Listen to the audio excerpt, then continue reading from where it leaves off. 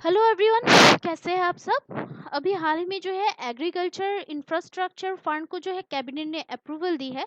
और ये जो फंड जो है वो क्या है और इससे जो है अभी किन लोगों को और गवर्नमेंट को कैसे मतलब बेनिफिट्स मिलेंगे और इनके जो बेनिफिशियरीज जो है वो कौन कौन से हैं।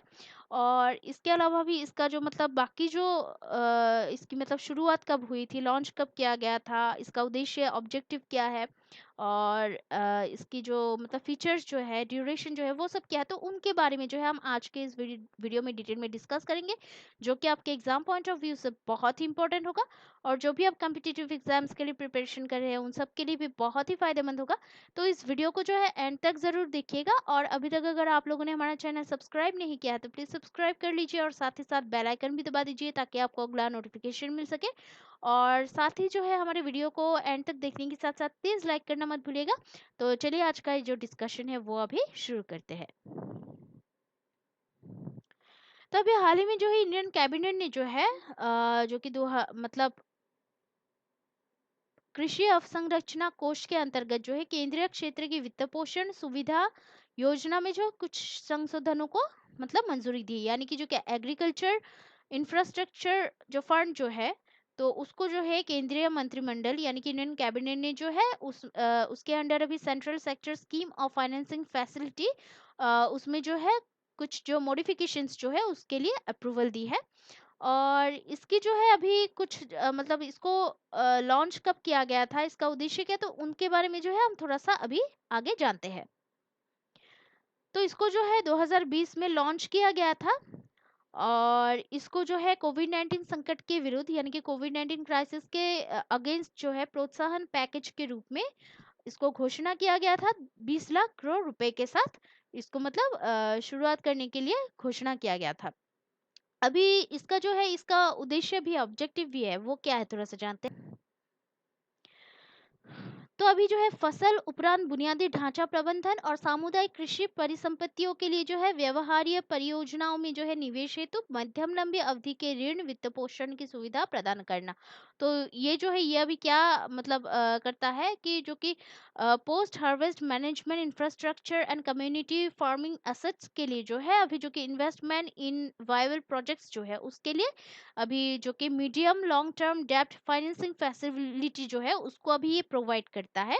और केंद्रीय राज्य स्थानीय निकायों द्वारा प्रायोजित फसल एकत्रीकरण के लिए जो है पब्लिक प्राइवेट पार्टनरशिप यानी कि पीपीपी जो प्रोजेक्ट्स जो है उनके अलावा cold store chain warehousing granting और पैकेजिंग इकाइयों ई ट्रेंडिंग प्लेटफॉर्म से जुड़े जो ई मार्केटिंग पॉइंट्स की जो स्थापना जो है उसके लिए ये धन उपलब्ध यानी कि जो फाइनेंशियल जो सपोर्ट जो है फाइनेंस जो है वो ये प्रोवाइड कराया जाएगा इससे, यानी कि उपलब्ध कराया जाएगा। तो इसकी जो है ड्यूरेशन क्या है, तो इसकी ड्यूरेशन है 2032 से 33 तक यानी कि 13 सालों तक इसको बढ़ाई गई है। ठीक है, तो 13 इयर्स के लिए इसको इसका जो ड्यूरेशन जो है टाइम ड्यूरेशन उसको बढ़ाया गया है। तो इसके कुछ फीचर्स भी है, तो वो क्या है थोड़ा सा जानते हैं। फीचर्स यानी कि जो विशेषताएं जो है वो क्या है। तो पहला तो है एलिजिबल बेनिफिशियरीज यानी कि पात्र लाभार्थी। तो ये जो योजना जो है इस प्रोजेक्ट सॉरी इस स्कीम के अंतर्गत जो है पात्र लाभार्थियों में यानी कि एलिजिबल बेनिफिशियरीज में जो है प्राथमिक कृषि ऋण समितियों यानी कि पीएसी, विपणन सहकारी समितियों, किसान उत्पादक संगठनों एफपीओएस, स्वयं सहायता समूहों एसएचजीज, किसानों संयुक्त देयता समूह जॉइंट लायबिलिटी ग्रुप्स जेएलजी, बहुउद्देशीय सरकारी समितियों, कृषि उद्यमियों, स्टार्टअप और केंद्रीय राज्य एजेंसी या स्थानीय जो निकाय प्रायोजित सार्वजनिक निजी साझेदारी जो प्रोजेक्ट्स जो है इन आदि को इसमें शामिल किया गया है। ठीक है, तो ये रहे एलिजिबल बेनिफिशियरीज।